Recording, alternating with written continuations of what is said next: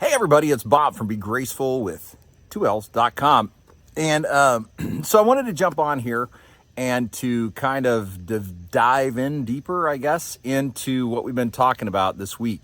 And this week we've been talking about one key word: believe. Believe is a huge deal. In fact, it's pretty much everything, okay? And here's why, okay? Believe is what develops and what creates the receive. So I want you to go back for a minute and take a look at any story, any story that's in the Old Testament, okay? And whatever story you see in the Old Testament, you will always see someone being invited to believe before they received, okay? Now, the classic example, I believe, of a life growing and moving towards freedom are the slaves coming out of Israel. Or I'm sorry, the slaves coming out of Egypt, moving to the promised land, which later would become Israel. So here's the story, okay?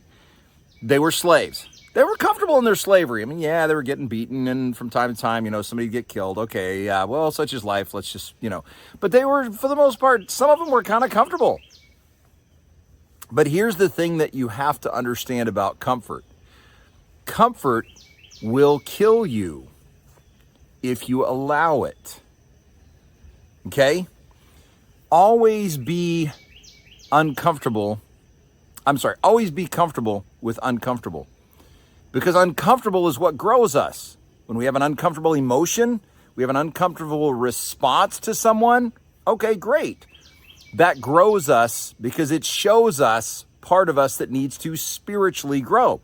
So, first of all, the slave mindset, the mindset that is trained to ego, the mindset that is trained to our humanness, has to believe that there is a better way. It has to have faith in the idea that something will deliver it from its limited thinking, from its thinking of just get my momentary fix of pain relief, just get my momentary fix of stress relief, and then I'm okay until the next moment that I have stress and I have pain and I realize my pain, and then I got to get my fix again.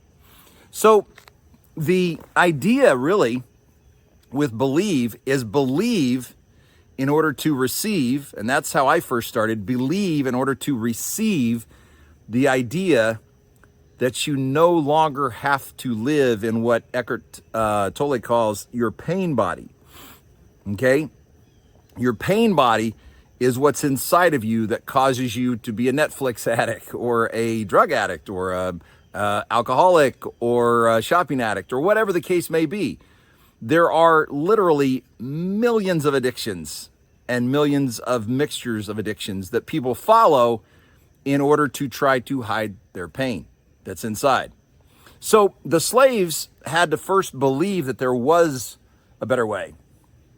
And then what did they do? They moved toward that better way. Was it uncomfortable? Yeah, moves often are. Were they comfortable in the uncomfortable? Well, some developed that, and that's okay. You'll develop that over time. You'll begin to see, okay, I can be comfortable in this uncomfortable moment because what is it teaching me? What is it showing me? What is it developing in me? So, first of all, they had to believe that there was a better way and a freedom that they had no idea about in order to receive that freedom. And then they began to move towards that freedom. And we're going to follow that freedom and follow that path and begin to dive into what that looks like to believe in order to receive. But before we start there, let me just say that the key factor in believing is simply this: believe that the divine is bigger, better, gooder, more beautiful, more amazing, more loving, more merciful, more kind, more faith, more all of that. than you can humanly comprehend. Because that's what you're moving towards. That's the freedom. That's the promised land. So if you understand that, you understand what you're moving toward, because that's a land flowing with milk and honey. When I was religious, when I was back in the day, checking all the boxes, making sure I went down to the altar and prayed and all of this stuff. When I was in that position, I never realized the freedom that was readily available to me. But as I moved toward the promised land, I began to see it. Am I in the promised land?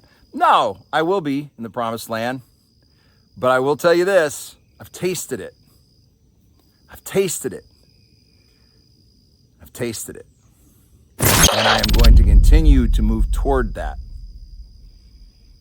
And I'm going to continue to move in that direction of the promised land. So, stay tuned, subscribe, connect with us, and be a part of the Be Graceful with 2L's family, because there's some exciting things coming up. And as we dive into this word believe, you're going to see that, and I believe you're going to begin to see the land flowing with milk and honey. Love you guys. We'll chat soon.